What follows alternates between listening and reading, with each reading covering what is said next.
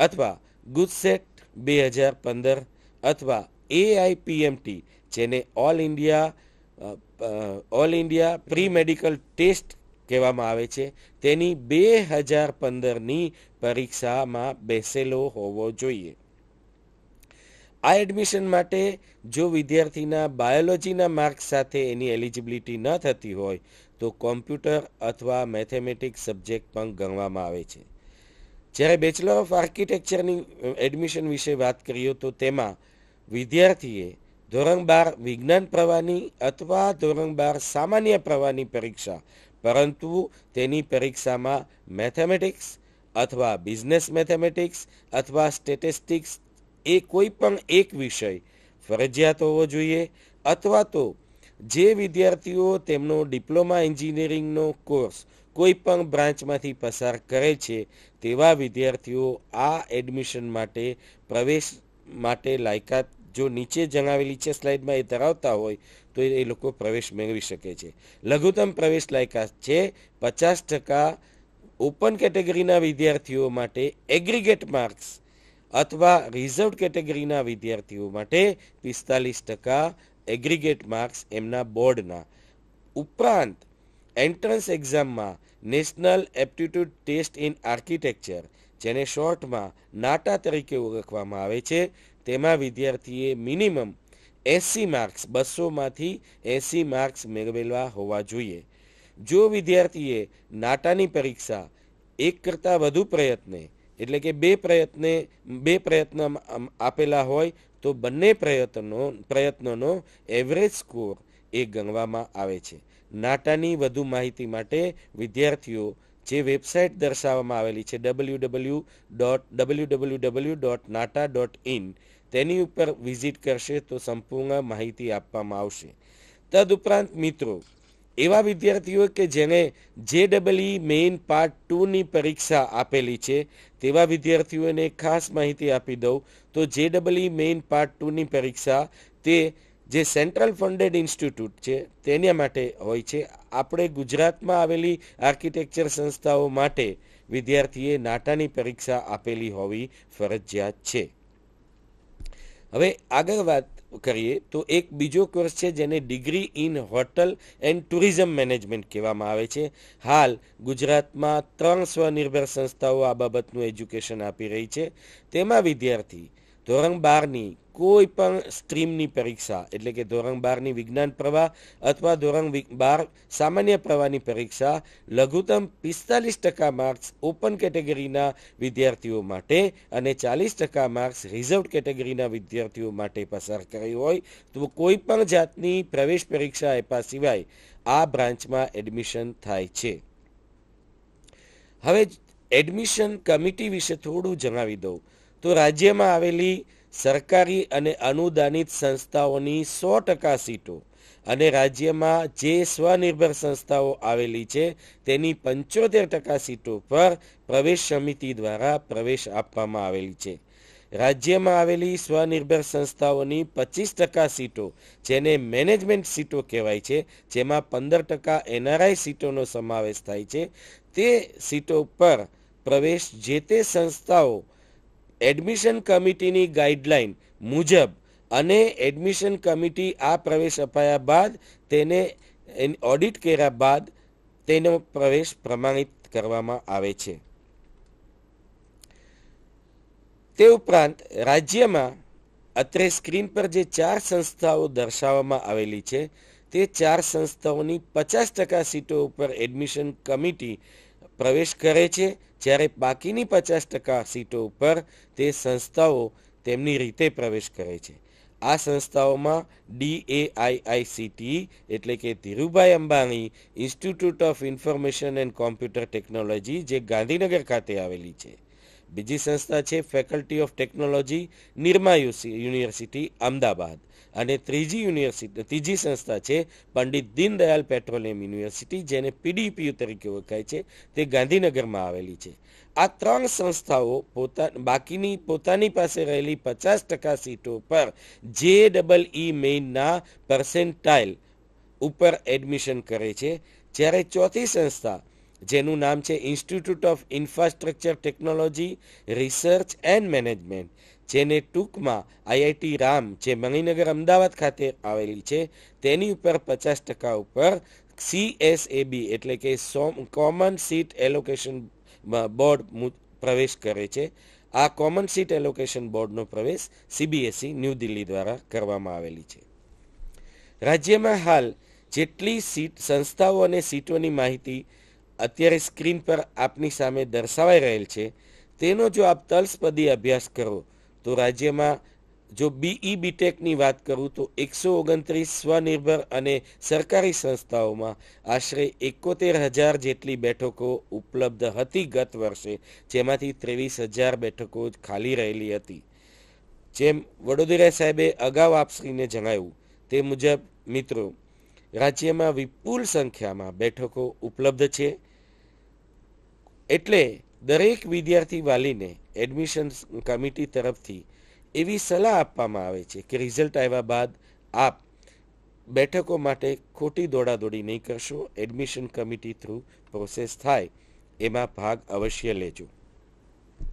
હવે રાજ્યની બેઠકો બાદ હું રાજ્યની રિઝર્વેશન પોલિસી એટલે કે આરક્ષણની પોલિસી વિશે જો આપને જણાવું તો રાજ્યની આરક્ષણ પોલિસી મુજબ એડમિશન કમિટી ખાતેની જે બેઠકો છે તેમાં 7% બેઠકો 7% એ શિડ્યુલ કાસ્ટ અનુસૂચિત જાતિના વિદ્યાર્થી માટે ઉપલબ્ધ છે.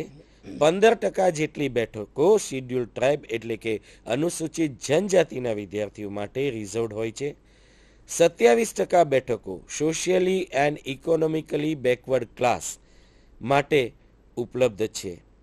જે વિદ્યાર્થીઓને આ બેઠકો પર પ્રવેશ લેવાનો હોય તેવા વિદ્યાર્થીઓએ જે તે સક્ષમ અધિકારી પાસેથી પોતાનું કાસ્ટ સર્ટિફિકેટ લીધા ઉપરાંત SCBCના વિદ્યાર્થીઓએ 1 એપ્રિલ 2015 પછી સક્ષમ અધિકારીએ ઇસ્યુ કરેલું નોન ક્રીમી લેયર સર્ટિફિકેટ, જેનું નામ છે ઉન્નત વર્ગમાં સમાવેશ થતો નથી તેવું સર્ટિફિકેટ, પરંતુ તે પરિશિષ્ટ ક ના પત્રકમાં ગુજરાતીમાં મેળવી લેવાનું રહેશે. 1 એપ્રિલ 2015 બાદ ઇસ્યુ કરવામાં આવેલું. તે ઉપરાંત એક અલગ રિઝર્વેશન છે જેને DS રિઝર્વેશન કહેવાય છે. ડિફેન્સ સર્વિસ પર્સનલનું રિઝર્વેશન 1% જેવું છે. આ રિઝર્વેશનનો લાભ લેવા માટે જે સૈનિકો જે હાલ સેનામાં ફરજ બજાવતા હોય તેમણે તે બાબતનું સર્ટિફિકેટ તેમના કમાન્ડિંગ ઓફિસર પાસેથી લેવાનું રહેશે. અને જો તે રિટાયર્ડ થઈ ગયા હોય, અત્યારે સૈન્યમાં ન હોય અને એક્સ સર્વિસમેનની કેટેગરીમાં હોય તો તેમણે આ સર્ટિફિકેટ જે જગ્યા ખાતે રહેતા હોય ત્યાંના ડિસ્ટ્રિક્ટ સૈનિક વેલફેર બોર્ડના અધિકારી પાસેથી લેવાનું રહેશે. વિકલાંગતા ફિઝિકલી હેન્ડીકેપ એટલે કે શારીરિક વિકલાંગ કેટેગરીના ઉમેદવારોએ એમનું PH કેટેગરીનો લાભ લેવા માટે જે તે કેટેગરીમાં 3% જેટલી સીટો તેના માટે ઉપલબ્ધ હોય છે. અને આ માટે તેમણે PHનું સર્ટિફિકેટ જે ડિસ્ટ્રિક્ટ ખાતે રહેતા હોય તે ડિસ્ટ્રિક્ટના સિવિલ હોસ્પિટલમાં જઈ અને સિવિલ સર્જનની કાઉન્ટર સાઇન કરાવેલું સર્ટિફિકેટ મેળવી લેવાનું રહેશે. હવે મેરિટ માર્ક્સના કેલ્ક્યુલેશન કઈ રીતે થાય તેનો આપને ખ્યાલ આપું તો ડિગ્રી એન્જિનિયરિંગ એડમિશન માટે બોર્ડના પર્સેન્ટાઇલના 60% વેઇટેજ થિયરી માર્ક્સના PCM અને 40% વેઇટેજ પર્સેન્ટાઇલ JEE મેઇન 2015ના એમ ભેગા કરી અને એન્જિનિયરિંગ એડમિશન માટે મેરિટ બનાવવામાં આવી રહ્યો છે. એટલે કે percentile of PCM marks multiplied by 0.6 plus percentile of PCM of JEE main exam multiplied by 0.4. આ માટે પ્રવેશ સમિતિ દ્વારા એક સામાન્ય મેરિટ યાદી બનાવવામાં આવે છે, જેમાં તમામ બોર્ડના જે બોર્ડ પર્સેન્ટાઇલ આપે છે તે બોર્ડના તમામ વિદ્યાર્થીઓનો સમાવેશ કરવામાં આવે છે. ડિગ્રી ડિપ્લોમા ફાર્મસી એડમિશન માટે જો કઈ રીતે એક મેરિટ માર્ક્સ ગણવામાં આવે તેની માહિતી આપું તો 60% વેટેજ પર્સન્ટાઇલ ઓબ્ટેન એમના જે બોર્ડના છે પીસીબી અથવા તો પીસીએમના ગણવામાં આવે છે અને 40% વેટેજ એમના જે એન્ટ્રન્સ એક્ઝામ આપી હોય JEE મેઇન ગુજકેટ કે AIPMT તેનું 40% વેટેજ ગણવામાં આવી અને મેરિટ માર્ક્સ ગણવામાં આવે છે. વિદ્યાર્થીઓને ખાસ જણાવવાનું કે જે વિદ્યાર્થીઓએ ફાર્મસી માટે એક કરતાં વધુ એન્ટ્રન્સ ટેસ્ટ આપી હોય તો વિદ્યાર્થીઓ આપે જ્યારે રજિસ્ટ્રેશન કરાવવા માટે ઓનલાઈન જેની માહિતી મારા મિત્ર પ્રોફેસર MY પાટીલ સાહેબ આપશે ત્યાં જાઓ ત્યારે જે પરીક્ષાના આપના માર્ક્સ વધુ હોય એ પરીક્ષાની એન્ટ્રી કરશો મોડ્યુલમાં. હવે બેચલર ઓફ આર્કિટેક્ચરમાં કઈ રીતે મેરિટ માર્ક્સ ગણાય એની માહિતી આપું તો તેમાં 50% એગ્રીગેટ માર્ક્સ બોર્ડમાં જે આવેલા છે તેના ગણવામાં આવે છે અને 50% માર્ક્સ ઓબ્ટેન ઇન નાટા જે એની એન્ટ્રન્સ એક્ઝામ છે એના 50% માર્ક્સ. તે ઉપરાંત હવે જુદી જુદી સ્કોલરશિપ સ્કીમ વિશે માહિતી આપું તો all India council of technical education જે ન્યૂ દિલ્હી ખાતે છે અને એપેક્સ બોડી છે પ્રોફેશનલ કોર્સિસ માટેની તેની એક tuition fee waiver TUFW scheme છે જે કોઈ પણ સંસ્થાની જે ઇન્ટેક મંજૂર થયેલી છે તેની કરતાં 5% વધારાની સીટો આ TFW સ્કીમ માટે હોય છે. આ સુપર ન્યુમેરી સીટ્સ છે. આમાં વિદ્યાર્થીને જે પ્રવેશ આપવામાં જો આવે તો તે વિદ્યાર્થીઓએ તેના સમગ્ર અભ્યાસક્રમના સમયગાળા દરમિયાન ટ્યુશન ફી કોઈ પણ ભરવાની હોતી નથી. આનો લાભ કોઈ પણ કેટેગરીના એટલે કે ઓપન કેટેગરીના વિદ્યાર્થીઓ પણ લઈ શકે છે. આનું મેરિટ પણ મેરિટ ઉપર જ આનો પ્રવેશ થાય છે અને જે વિદ્યાર્થીઓ ઓનલાઈન રજિસ્ટ્રેશન વખતે આનો વિકલ્પ આપે તેવા વિદ્યાર્થીઓને તેમની ચોઇસમાં TFWની ચોઇસ પણ દર્શાવવામાં આવશે. આના માટે કોઈ પણ વિદ્યાર્થી કે જેના કુટુંબની ગત વર્ષની કુલ આવક 6 લાખ કે એથી ઓછી હોય તેવા વિદ્યાર્થીઓએ 31 માર્ચ 2015 પછી જનસેવા કેન્દ્ર, કલેક્ટર ઓફિસ, મામલતદાર અથવા ડેપ્યુટી મામલતદાર, DDO એટલે કે ડિસ્ટ્રિક્ટ ડેવલપમેન્ટ ઓફિસર, તાલુકા વિકાસ અધિકારી કે સમાજ કલ્યાણ ઓફિસ પાસેથી એ બાબતનું આવકનું સર્ટિફિકેટ મેળવી અને રજિસ્ટ્રેશન વખતે એની માહિતી આપવાની રહેશે. Form number 16 income tax return copy કે સરપંચ દ્વારા ઇસ્યુ કરાયેલ આવકનો દાખલો માન્ય રહેતો નથી. બીજી એક માહિતી જેનો ઉલ્લેખ મેં મારી પ્રથમ સ્લાઇડમાં કરેલો કે જે વિદ્યાર્થીઓના વાલીઓ જેને વિદ્યાર્થી સંતાનને ભણાવવા માટે આર્થિક મુશ્કેલી નડી રહી છે તેવા માટે ખાસ ધ્યાન પડે એવી વાત છે કે રાષ્ટ્રકૃત તમામ બેન્કોની એક બેંક લોન ફેસિલિટી છે જેમાં તમારી નીડ બેઝ મુજબ 10 લાખ સુધીની વધુમાં વધુ લોન બેંક દ્વારા અપાય છે. જેમાં જો આપણે 4.5 લાખ સુધીની લોન લેવી હોય તો તેના માટે કોઈ સિક્યોરિટી થર્ડ પાર્ટી સિક્યોરિટી હોતી નથી પણ 4.5 થી 7.5ની લોન માટે થર્ડ પાર્ટી ગેરંટી જરૂરી છે. આની કોઈ પ્રોસેસિંગ ફી હોતી નથી.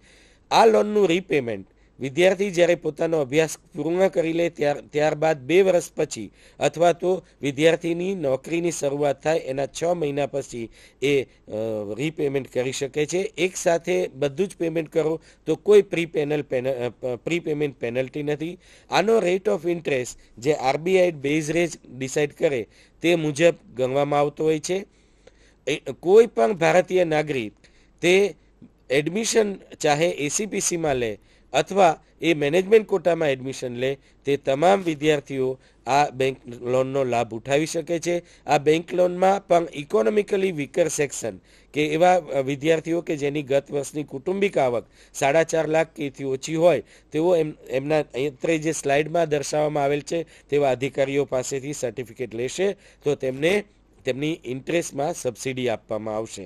આ માટે વિદ્યાર્થીઓએ જે બેંકને ડોક્યુમેન્ટ આપવાના હોય છે તેમાં આધાર કાર્ડ અને પાન કાર્ડનો સમાવેશ થયેલો હોવાથી વિદ્યાર્થીઓને સત્વરે આ બંને કાર્ડ મેળવી લેવા માટે અહીંથી ધ્યાન દોરવામાં આવે છે.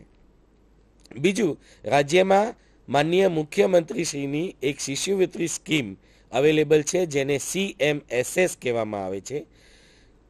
કોઈ પણ વિદ્યાર્થી HSC એક્ઝામિનેશન ચાહે ગુજરાત બોર્ડ કે અન્ય કોઈ રેકગ્નાઇઝ બોર્ડમાંથી પાસ કરે તેવા વિદ્યાર્થીઓ અને તેમની કુટુંબિક આવક ગત વર્ષની 4.5 લાખ કે તેથી ઓછી હોય અને તે બાબતનું મામલતદાર કે તાલુકા વિકાસ અધિકારી એ આપેલું સર્ટિફિકેટ હોય અને વિદ્યાર્થીને HSC સાયન્સનો જો વિદ્યાર્થી હોય વિજ્ઞાન પ્રવાહનો તો 96 કે તેથી વધુ પર્સન્ટાઇલ હોવા જોઈએ અને જો તે HSC સામાન્ય પ્રવાહનો વિદ્યાર્થી હોય તો તેને 99 કે તેથી વધુ પર્સન્ટાઇલ હોય તેવા વિદ્યાર્થીઓ આમાં એલિજિબલ બને છે.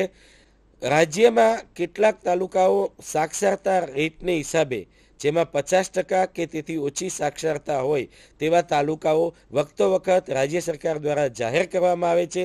તેવા તાલુકામાં રહેતી 500 વિદ્યાર્થીનીઓ કે જેમણે HSC બોર્ડમાં 75% તેથી વધુ મેળવેલા હોય આવી વિદ્યાર્થીનીઓ પણ આ સ્કીમનો લાભ મેળવી શકે છે. તે માટે તેની ઇન્કમ ગમે તે હોય તેનો ધ્યાને લેવામાં આવતી નથી. તદુપરાંત જે વિદ્યાર્થી જેમણે HSCની પરીક્ષા 75% કરતાં વધુ 75% કે તેથી વધુ માર્કે પસાર કરેલી હોય, જેના માતા પિતા ગુજરાતના હોય અને તે Indian defence service, Indian state और इंडियन और स्टेट पार्लामेंटरी फोर्सिस, इंडियन और स्टेट रिजर्व पोलीस फोर्सिस अथवा गुजरात पोलीस फोर्सिस में सर्विस करता होय अने तेओनुं सर्विस दरमियान में मृत्यु थयेल होय अथवा विकलांगता आवेली होय तेवा विद्यार्थीओनी कोई एन्युअल इनकम ने ध्याने लीधा सिवाय एमने पण आ स्कॉलरशीपनो लाभ मळी शके छे. आ माटेनुं सर्टिफिकेट विद्यार्थीए पोते जे डिस्ट्रिक्टमां रहेतो होय ते डिस्ट्रिक्टना डिस्ट्रिक्ट सैनिक वेलफेर बोर्ड पासेथी मेळवी लेवानुं रहेशे. हवे केटली स्कॉलरशीप मळे तो जे विद्यार्थी आमां प्रवेश पात्रता धरावतो होय ते विद्यार्थीने मेडिकल सिवायना कोर्सिस माटे तेनी ट्यूशन फीना 50% अथवा तो 50,000 રૂપિયા બેમાંથી જે ઓછું હોય તેનો લાભ આપવામાં આવે છે. જે વિદ્યાર્થીને આ સ્કીમનો લાભ આપવામાં આવશે તે વિદ્યાર્થી અન્ય કોઈ સ્કીમનો લાભ સ્કોલરશીપની સ્કીમનો લાભ લઈ શકશે નહીં. વિદ્યાર્થી મિત્રો, અત્રે સ્ક્રીન ઉપર આપને જે વેબસાઇટ દર્શાવવામાં રહેલ છે એ વેબસાઇટ ઉપર આપે આના માટે ફક્ત ઘરે બેઠા એક રજિસ્ટ્રેશન કરાવવાનું હોય છે. માટે મારી દરેક મિત્રોને સલાહ છે કે આપ આ પ્રોગ્રામ પૂર્ણ થયા બાદ આપ આ વેબસાઇટ ઉપર જઈને આપનું રજિસ્ટ્રેશન કરાવી લેશું. તો વિદ્યાર્થી મિત્રો, આ થઈ એડમિશનના સામાન્ય પ્રવેશ નિયમો, જુદી જુદી સ્કોલરશીપની જાણકારી. હવે પાર્ટ 2 જે શરૂ થઈ રહ્યો છે જેમાં ઓનલાઈન એડમિશન માટેની તમામ માહિતી મારા મિત્ર પ્રોફેસર M.Y. પાટીલ સાહેબ આપશે.